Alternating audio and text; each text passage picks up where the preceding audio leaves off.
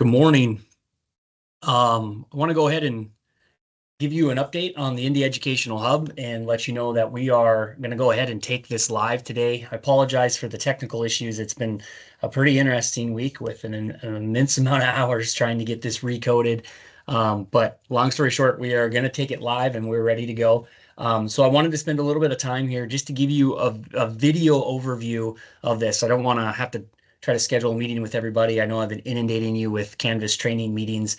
So watch this on your own time. Have questions, please reach out to me. I'm still very much in the camp of if you want to have a one-on-one with your REA with myself and Kate, we want to get that scheduled so we can talk more in depth about how this system functions. But just so everybody is aware, I want to point out a few of the differences between the old system and the new system, how the user experience will look, and then kind of how everything has been built out, just to show you some of the tricks and some of the really cool, I would say, opportunities that we're going to have with how this system operates. So when a user goes to the same URL, my.indieeducational.org, when they type that into their user bar or URL search bar, they are going to find that they're going to land immediately on our hub. Now, this is a big difference between the old system and the new system. The old system, you were behind a registration or a login gateway. And so that required you to actually have a user instance or an actual username and password to be generated in order to come in and look at anything really that was going on in the system of value to a learner. The big difference with Instructure, the company that owns Canvas and our catalog system, is that the cost of a user instance, so a user profile in here it's quite a bit more than OpenLMS, and there's trade-off with that, obviously having a better user experience with the coursework that we're creating. But it's also something that we have to make sure that we're monitoring. We don't want like a one-off, just random person, logging into our system and taking up space in there that doesn't really have any intention of doing anything. So one of the ways that we're handling that is that we change the way that a user actually registers and logs in to the system. So it's really the registration, the first time you ever get to the system, is what's real different. And what this is going to allow is anybody who is an educator, administrator, interested in coursework on the hub can actually come into here and they can look at all the information that's here. It's not being blocked from them. So if they're interested in, the science of reading, a shared responsibility course, they can click on this course. And I'm going to caveat this.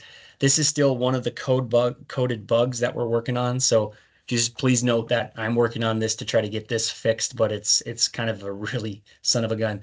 So a user can click on that and they can read the overview of the course, and they can see the information. We're going to do a really good job of understanding, like, this is what you're looking at.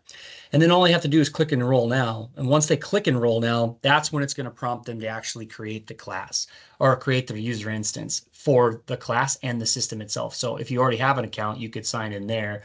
But here's where they're going to put in all that profile information, email, confirm email, city, school district, name of school building, position, regional education association entities that you belong to. Those are drop downs. They'll agree to the policies of the system. They'll, do their reCAPTCHA, and then they'll register that new account. They'll automatically get generated an email setting up that user account. They'll have their password, and then they can go right in and begin learning. So that's a little bit of a different pathway, obviously, for somebody to get in here. We're working on how we're going to communicate that out to our users. One of the ways that we've immediately landed something is right here. We customized our help bar. So when you click on that help, it's going to be a full a document here that's going to be living on the professional development page on DPI's website. It'll link immediately there, open up, and you'll be able to go through and see there's Canvas guides, there's video links, there's creating your account, how these all work together. Our contact information for myself and Kate are here so that we can, assist anybody if they're having those issues. But if you had somebody in your own REA reach out and say, hey, I'm not sure how to register, you just say, well, if you're going to take a course, you go ahead and get into that, enroll in that course. It'll generate that account and automatically get you into the course and go.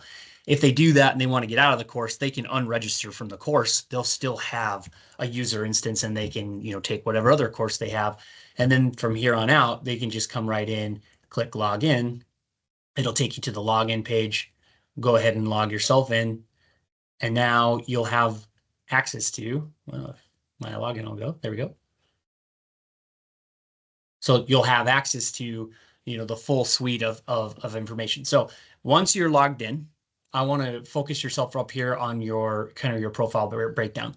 Our REAs, if you're a point person for the REA, you're going to have an admin button, which is going to specifically be for your subcatalog. And I'll show you that in a second.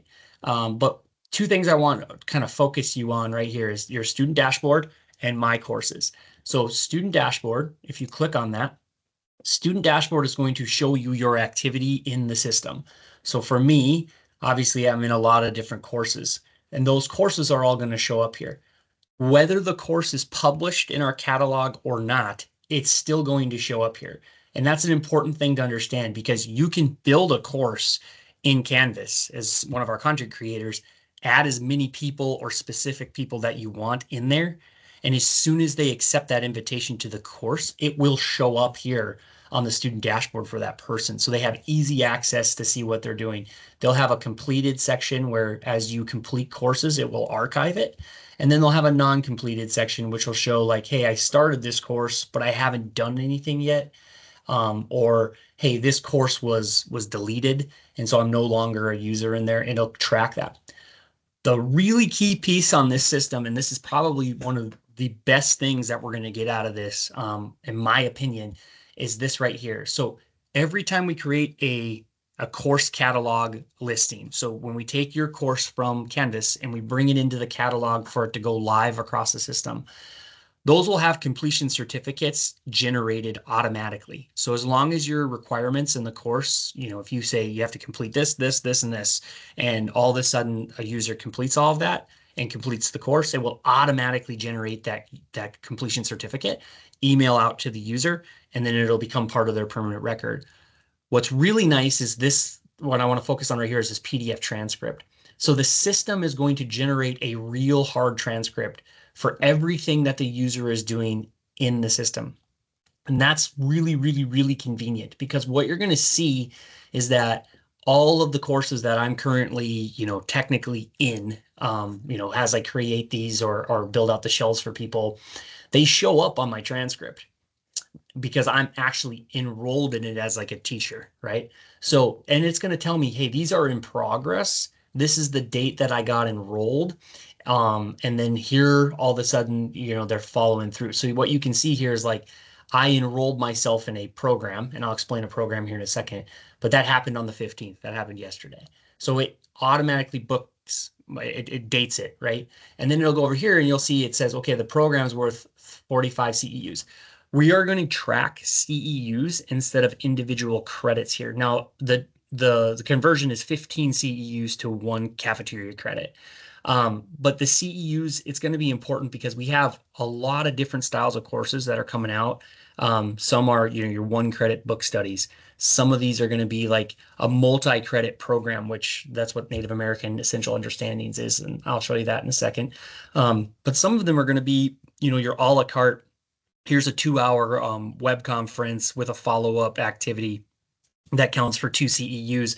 And we can collect those CEUs and you can watch them fill out on your transcript. It'll automatically be collecting and tallying those as we go. You can see up here, like how many CEUs are available from current courses I would be enrolled in, how many are in progress in terms of total classes, and then like how many I haven't completed for classes. And then here's how many CEUs I've actually earned. So a user could come in and do all this work, get the completion certificates, the transcript will unfold in front of them and automatically track it. And then we'll know immediately like, okay, how much work have they actually done in the system? So it's a snapshot in real time of their work, which this is, in my opinion, is one of the best things that we have for options. So that's on that user dashboard side. The other thing I want to show you is if you just want to go from the catalog, you've logged in, you immediately want to go to your dashboard in Canvas, you just click on My Courses. And when you click on My Courses, it's going to kick you over to the Canvas instance. And this is where all your information is going to be for courses, anything like that. A user has this too. Obviously, it looks different because they're just going to have access as a student to the courses in Canvas. So we have two different things that communicate. It's called a trust partner or a trust relationship between them. So our catalog is the storefront. That's what us to categorize individually, mark out how courses are organized and featured, and then it brings them into Canvas, which is the learning management system where all of our information is being built out. So again, if you just go up here to your name, once you're logged in, that's where all that information is going to be really easy. And then there'll be a shopping cart there because we're going to have payment gateways on content that's in that individualized PD stuff. So I want to just show you a little bit of how this is stacked out. So right now we have 2 course cards up here. Well, one's a course card. That's what this blue means. One is a program. And we have those set up because we are actually featuring these because these are the things that came on right away. The difference between a course and a program is that a course is just a standalone course.